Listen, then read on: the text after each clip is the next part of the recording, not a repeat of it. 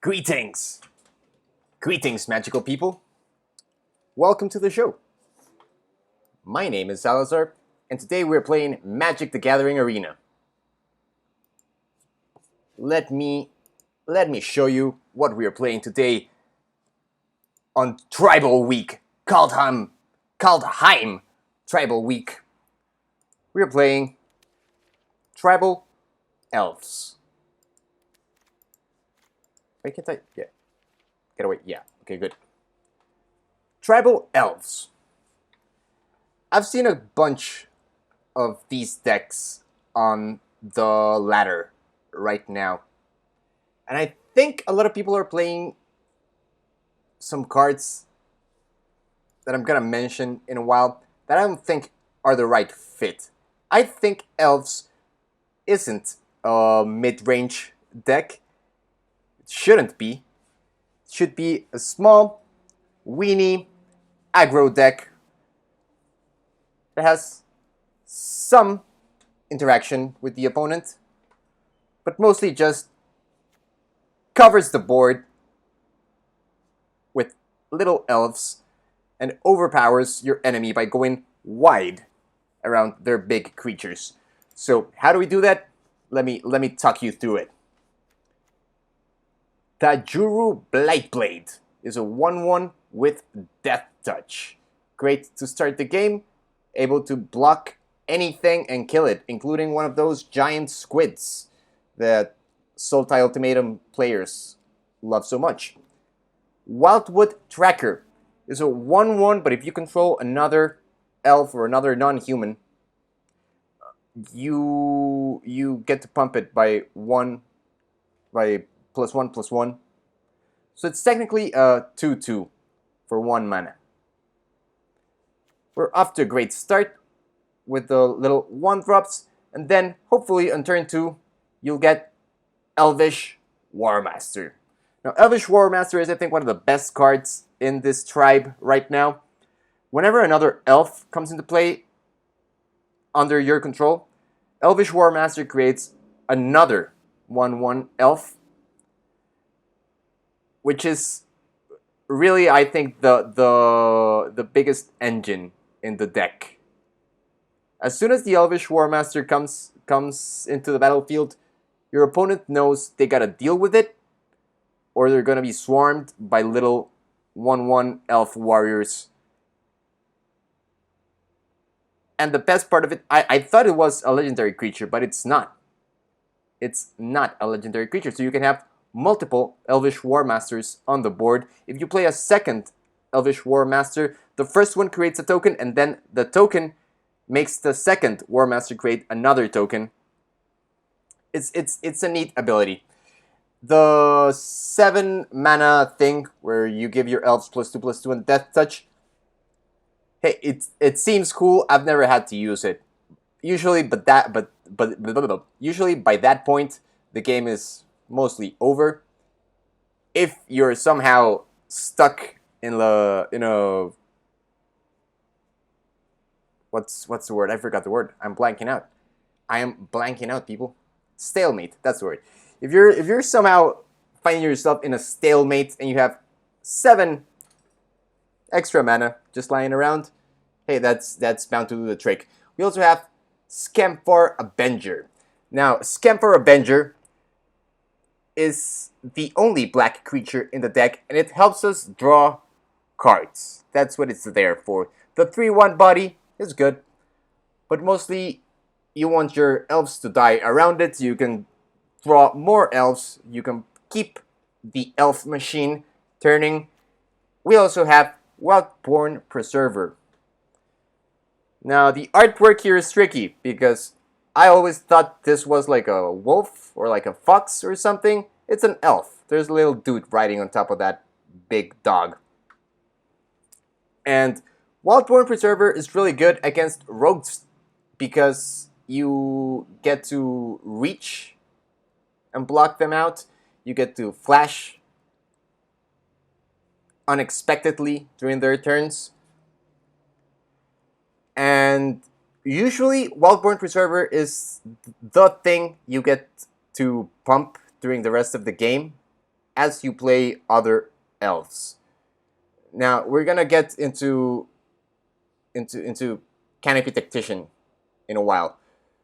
But once you have this on the board, you get to add 3 mana every turn, and you don't really want to attack with the Canopy Tactician. So what do you do with that mana? You pump it into Wildborn Preserver. So you play little elves, little 1 mana elves, then spend the rest of your mana just tapping out to make Wildborn Preserver huge and attack with that. As for the 3 mana creatures, we have Boreal Outrider. Whenever you cast a creature spell, if snow mana of any of that spell's colors was spent to cast it, that creature enters the battlefield with an additional +1/+1 counter on it. Great to make your elves just a little bigger than your opponent's creatures. Also great to deflect, Heartless Act. If your opponent is playing Heartless Act, and you have a Boreal Outrider on your side of the field, your opponent's gonna have a hard time hitting anything. We also play Realmwalker. Realmwalker does not look like an elf. Technically, it is, because it's a shapeshifter with changeling. So, as Realmwalker enters the battlefield, you choose a creature type, and that creature type is elf. There is no thinking there. Always pick elf. Now, you may look at the top card of your library at any time, and then you may cast creature spells of the chosen type from the top of your library. Essentially, giving you an extra elf every turn, an extra card you can play off the top of your deck. Realmwalker, along with Skemfar Avenger, guarantees you won't run out of creatures.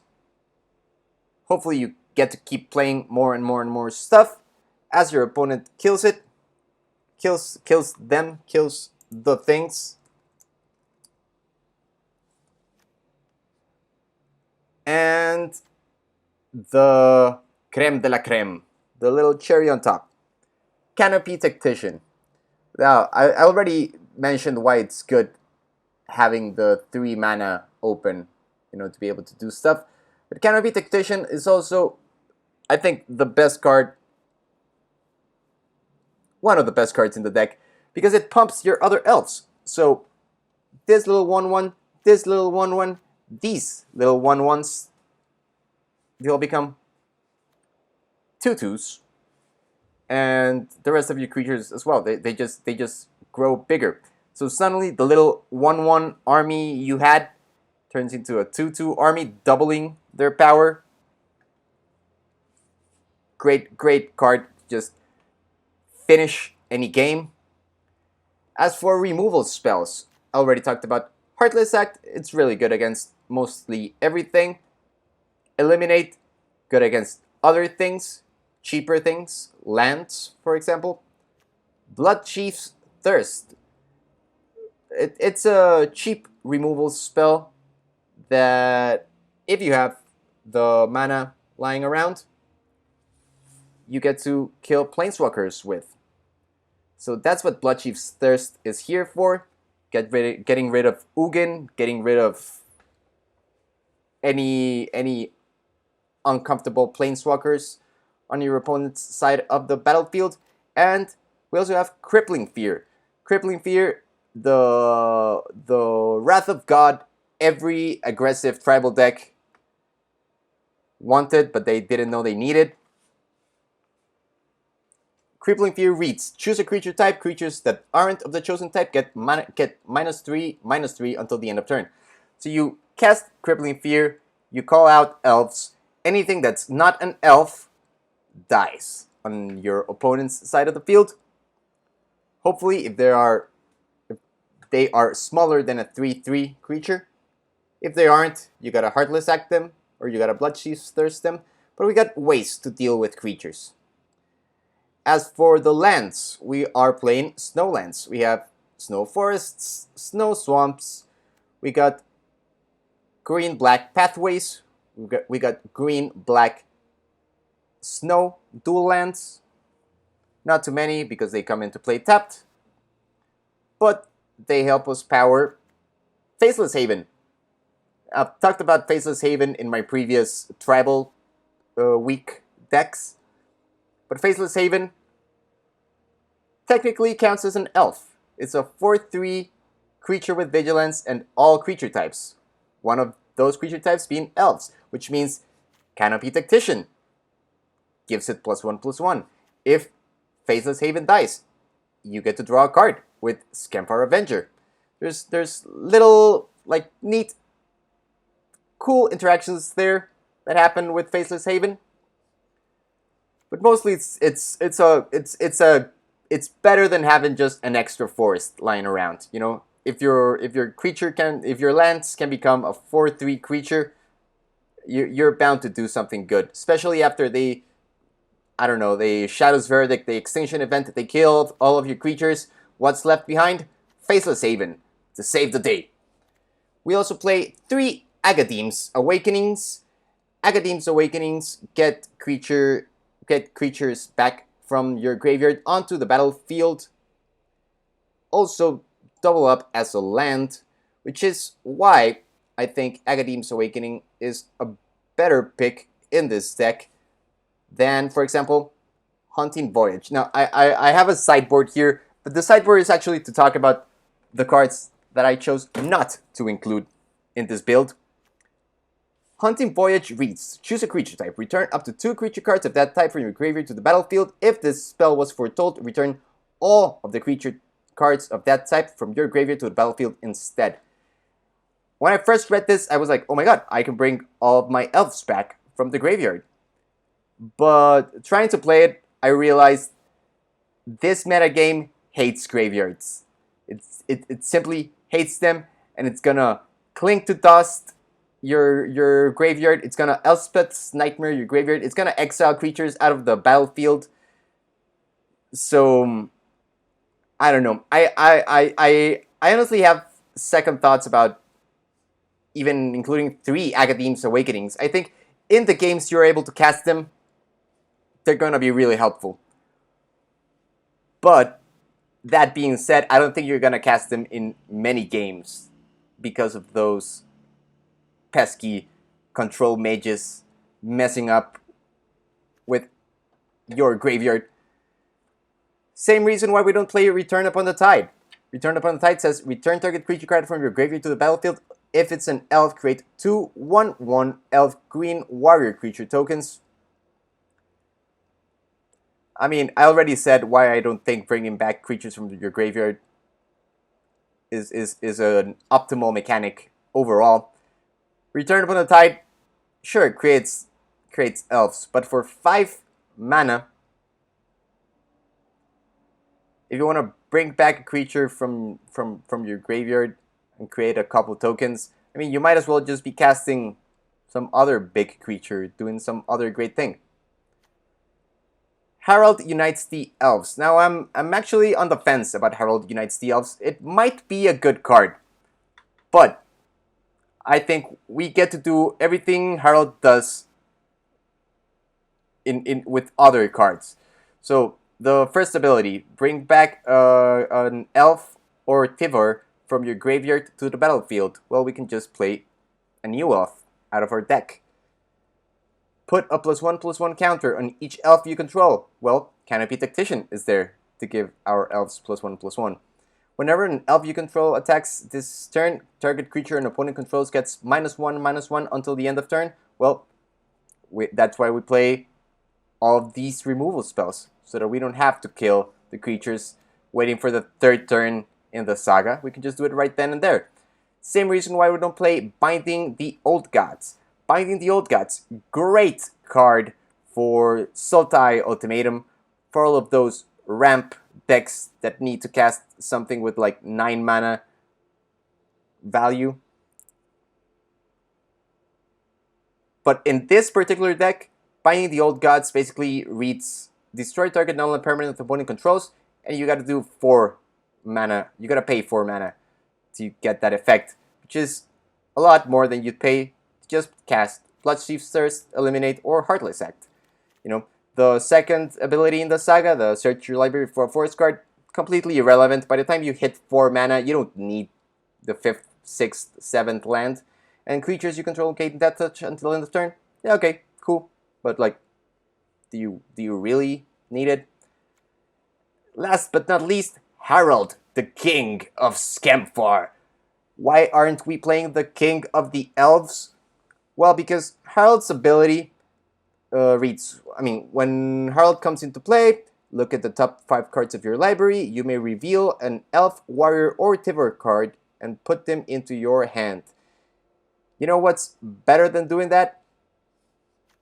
Having Realmwalker, which is technically the same mana cost, just that it doesn't have a black mana in its cost. So it's slightly favorable against being color screwed. And also Realmwalker is, you get to activate it every single turn. I mean, you get to play sometimes even multiple elves in one turn by having Realmwalker on the board. Harald just gets activated when it comes into play once, and then it's a 3/2 with Menace, which could be good, but we can do better. We can do better, and that is why all of those cards are tucked away in the Phantom sideboard that we don't get to touch or don't get to play. And yes, I think this is it. Let me know what you think. Let me know if I should add or remove any cards. Let me know what you think about these cards that I deliberately set out. And I think we are ready to make some magic. All right. We have the cheap elves. We have the big removal spell for later. I think this is the game. I think we're gonna do just fine. Hopefully.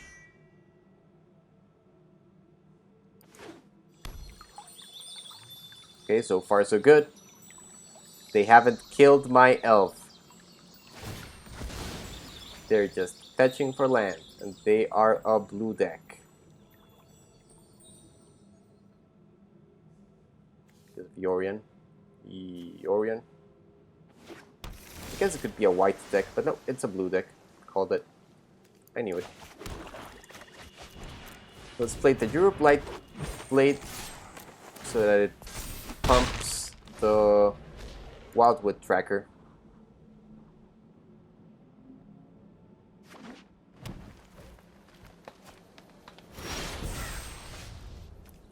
And now let's Boreal Outrider. So the following elves we play should come into play with a +1/+1 counter because of the Boreal Outrider. I don't know how much they'll last against this deck. Ooh, I was really expecting a swamp there. I did not see that coming. Oh, what? What are you playing?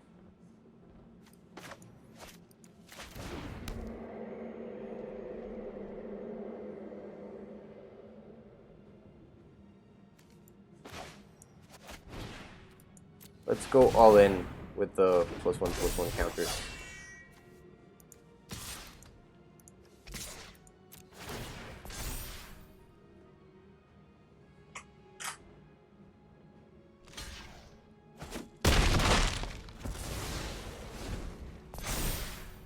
Our opponent might Shatter the Sky this turn, but at least we get to draw a card with this 4/3.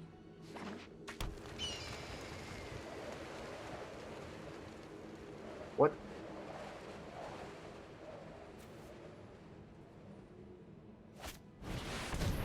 What are they saying? Ooh, Banishing Light.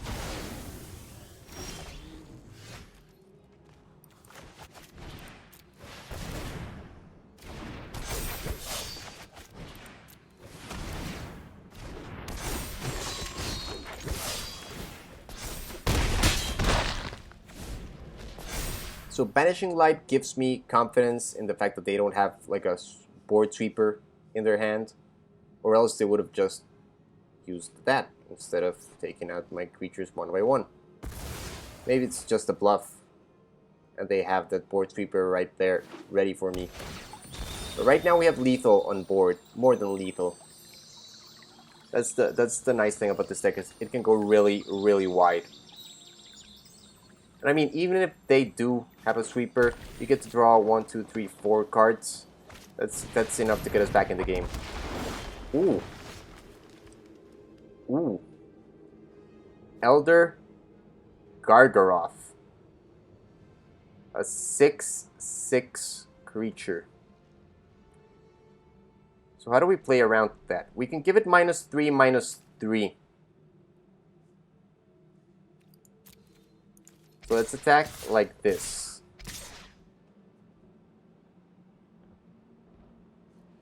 Yeah, I don't mind trading any of my creatures right now. I need to get the Gargaroth off the table.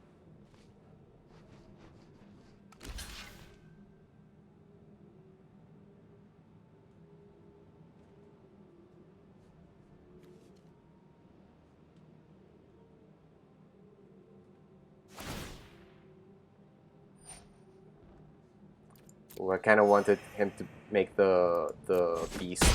We could kill it as well.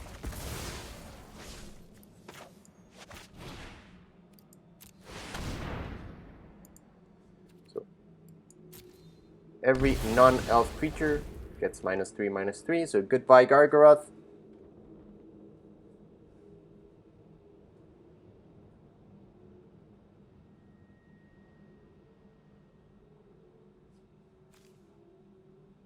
Goodbye, Gargaroth. Goodbye, Gargaroth. Goodbye. Goodbye.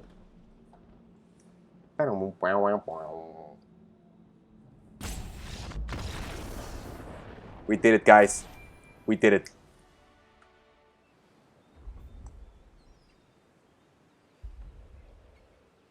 Is this hand good? We start with Skemfar Avenger. That's a 3/1. That's an aggressive play.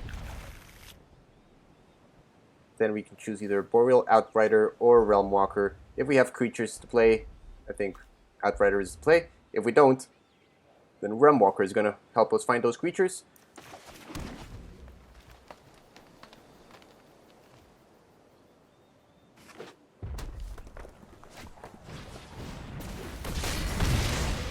Damn you, Mono Red.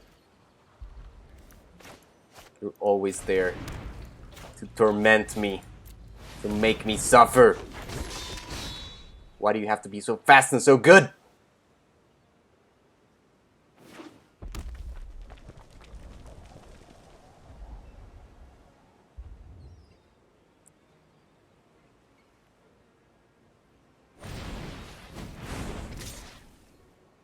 Ooh.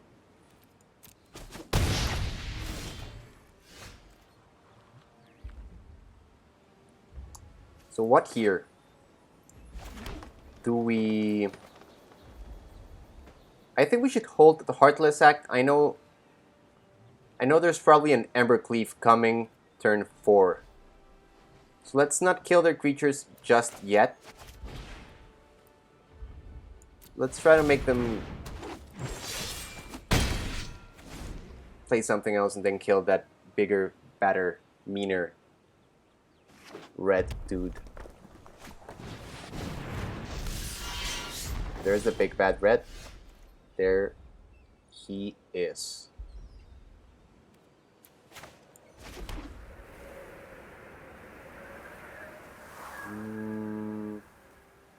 Yeah, and I think the right play is just taking it out now. Before it can grow into a 4/3 and make more tokens. Before they can attack with it and get an Embercleave. And this way we can attack with Boreal Outrider.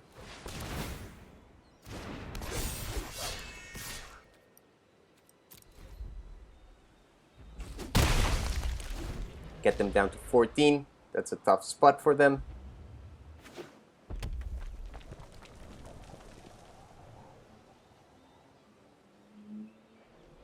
As long as we can keep their life total below ours, we'll be fine.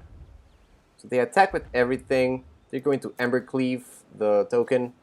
That's 4 damage over here, 5 in the champion. We can still do more damage with our... Oh, no Ember Cleave. Just a Rimrock Knight.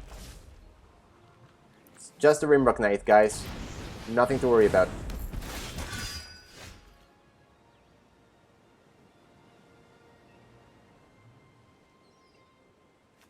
How do we... Let's do it like this. Let's play the Realmwalker first. Doesn't matter.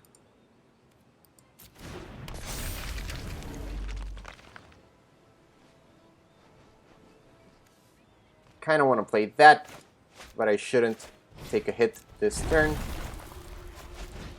I'm just gonna play the Wildwood Tracker.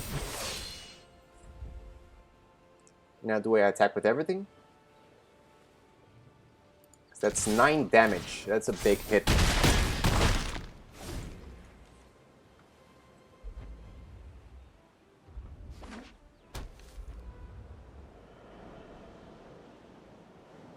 If our opponent does have an Ember Cleave, he's gonna put it on the Rimrock Knight that attacks for 10. 10, 11, 12 is just enough to kill me. But I have blockers. So we should be good. Should be.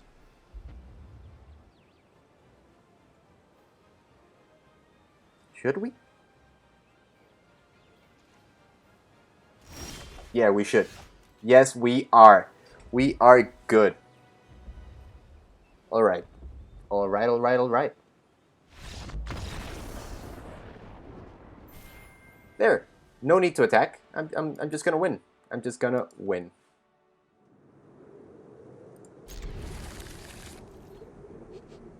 Okay, so this hand is kind of off to a slow start. But if we do get to play the double Outrider, we might make some very, very large creatures.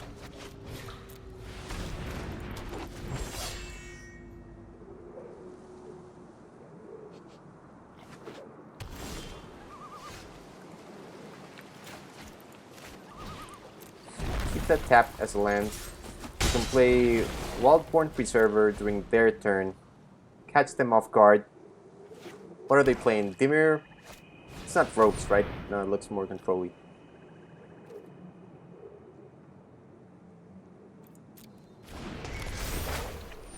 Okay, so they target that. We play the Fox in response to create the little 1/1. We keep going on.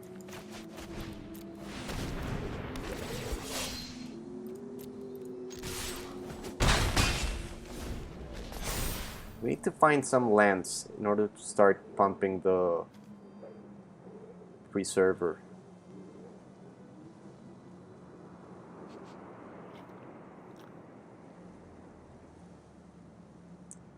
Come on, man. What you gonna take? The Eliminate or the Eliminate? You don't have much choice here.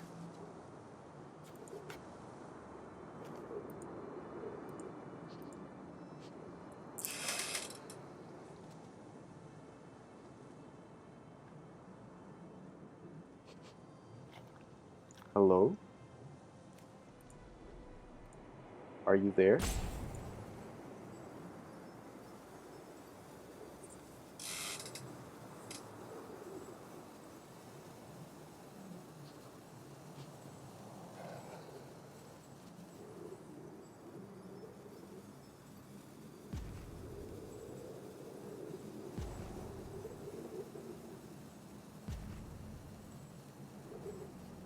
I think my opponent's like AWOL.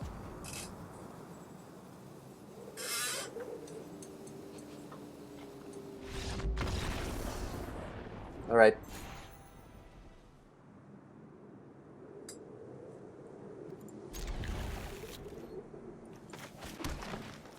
Okay, cool aggressive hand.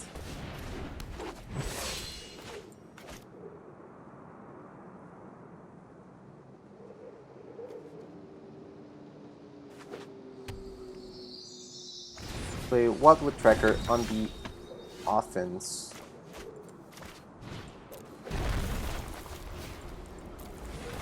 Tajuru Blightblade on the defense. We have black mana for next turn to cast the Avenger. Ooh, but do we want the Avenger or do we want the Warmaster first? I guess first we should attack. Let's do that.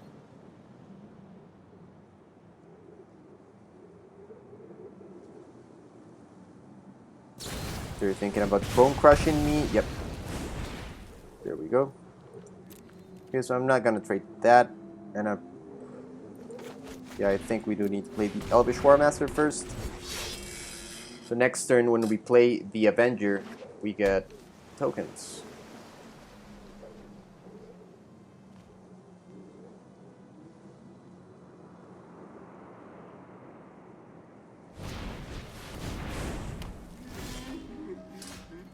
Ooh. We could also play the Canopy Tactician here. I think that's like the right play from a mana point of view. We don't attack, so we can hold the Death Touch creature and kill the Lovestruck Beast if they decide to attack. And with Canopy Tactician on the board, we now have enough mana to activate the Warmaster's ability, where all of my creatures get +2/+2 and Death Touch. But it's not for right now. Right now we need to play more Elves, get more things on the board.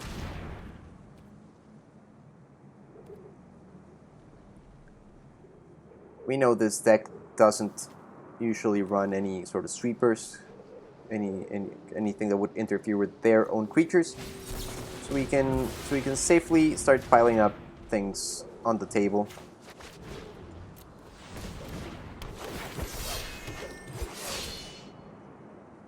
And let's once again not attack. This is gonna be a long, patient game.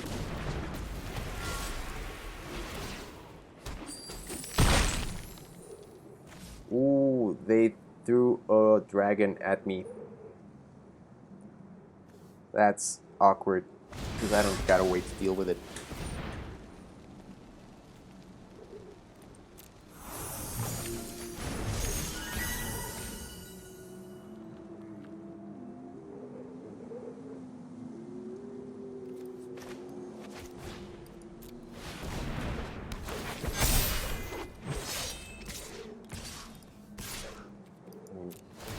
One of them's gonna die. This guy's gonna die. But we gotta start putting some damage on their side of the board.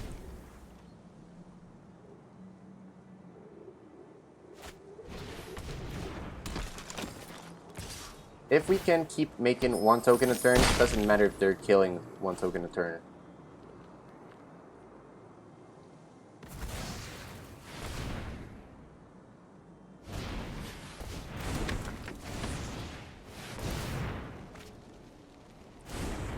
Okay, if they can block two, that is another thing.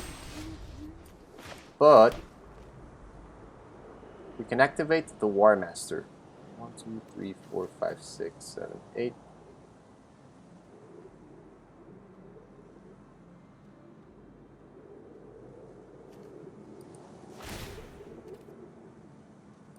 You know, it's the Warmaster and nothing else. So let's...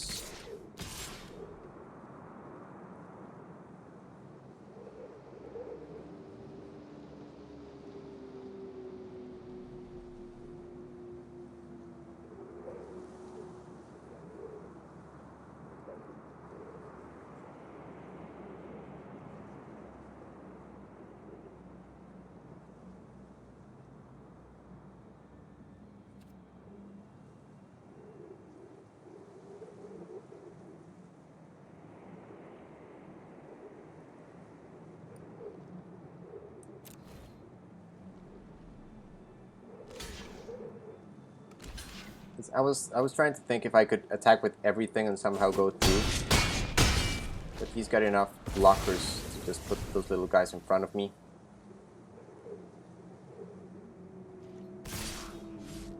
Right now we got a double. Do we got a double block? It's gonna be 9 damage through the air. Let's imagine our opponent has 1 Bone Crusher Giant. That's 9, 10, 11. We survive barely. If they have anything else that would like make their things bigger or stronger or something, I'd die. Let's hope they don't.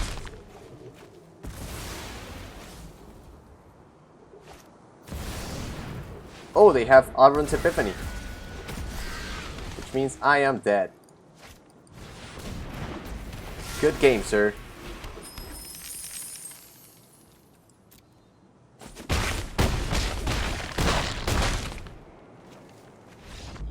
Yep.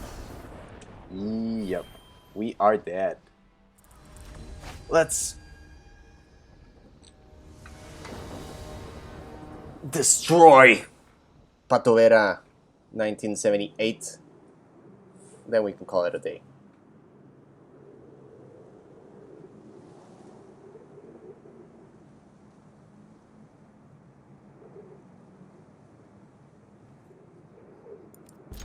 Not loving this hand, but it's not bad either. I mean, turn 1 and turn 2, I play Wildwood Trackers.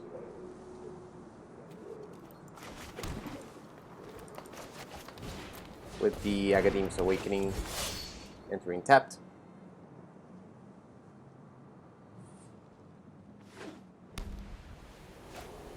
Are we playing mono white? We are playing mono white.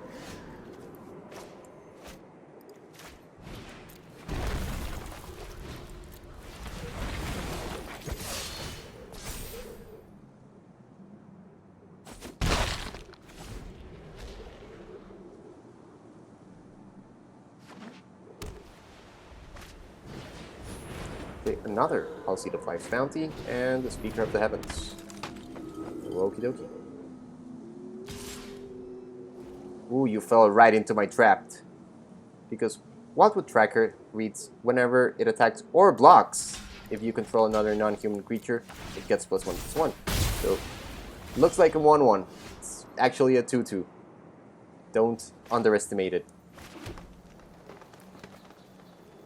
What do we do now?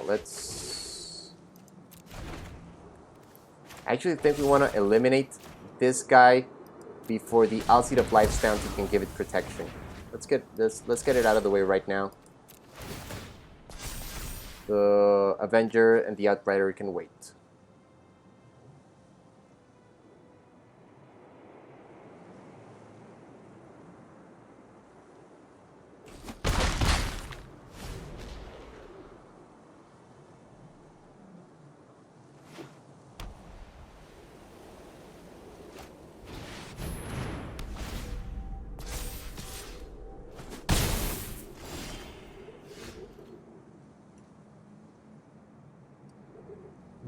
Maul of the Skyclaves on the lifelinker. That's a lot of life. There's a lot of life. And I think we gotta fight a lot of life with a lot of tokens. Let's play the Warmaster first. Let's attack. Ooh, we did that wrong. We played. We got out of tap because we could have played the Warmaster with these two, and then played the Avenger with the black mana. Yeah, that was a mistake on my part.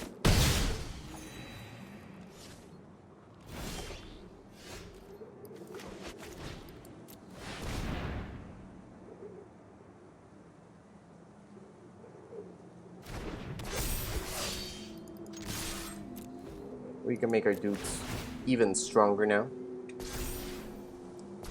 We attack for 6 every turn. Even if our opponent's gaining 3 life, we are taking him down little by little.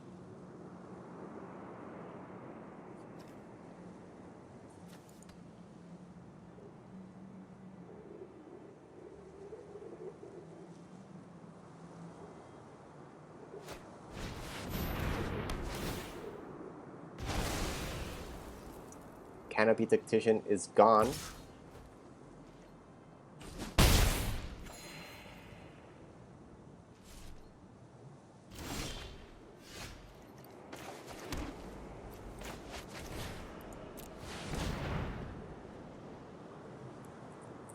But we do get the mana to play out the rest of our hand.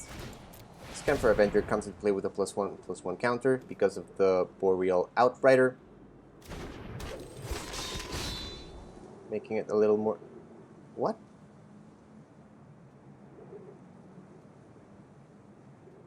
How...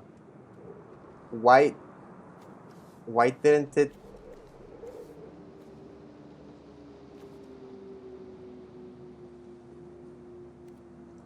Because it has to be of that spell's colors. It has to be a black snow mana. Oh my god. Okay. Okay. That's not the worst misplay I've had during this match. We can still find a way. We can do it. Just gotta get over this indestructible god somehow.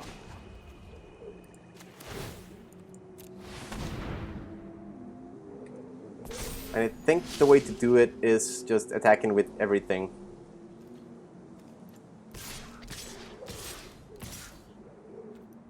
I mean, one of my dudes is gonna die. For sure. Probably the land. That means I get to draw one more card. Hopefully it's an Eliminate, or a Heartless Act, or a Bloodchief's Thirst, or... You know, those are the three cards that I could draw. So I can take out the Alseed of Life's Bounty.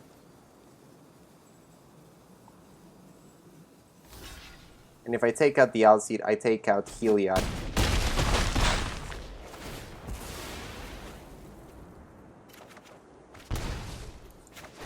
And there is Eliminate right on cue.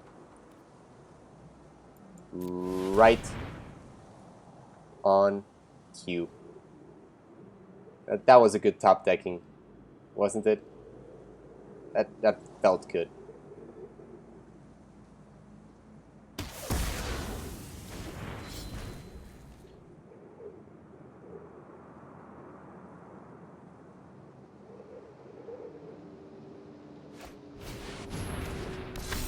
Okay, so Linden brings back Heliod, but you can't attach the hammer to anything right now.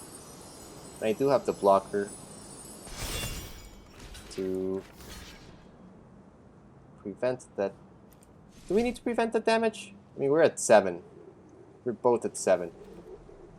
I think we need to keep the Avenger alive.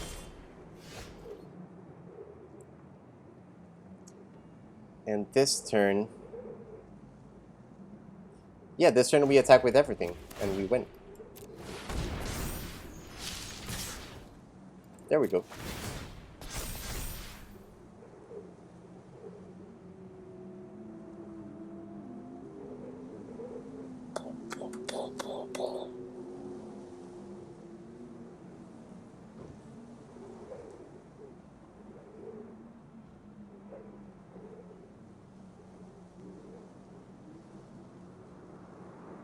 Good game.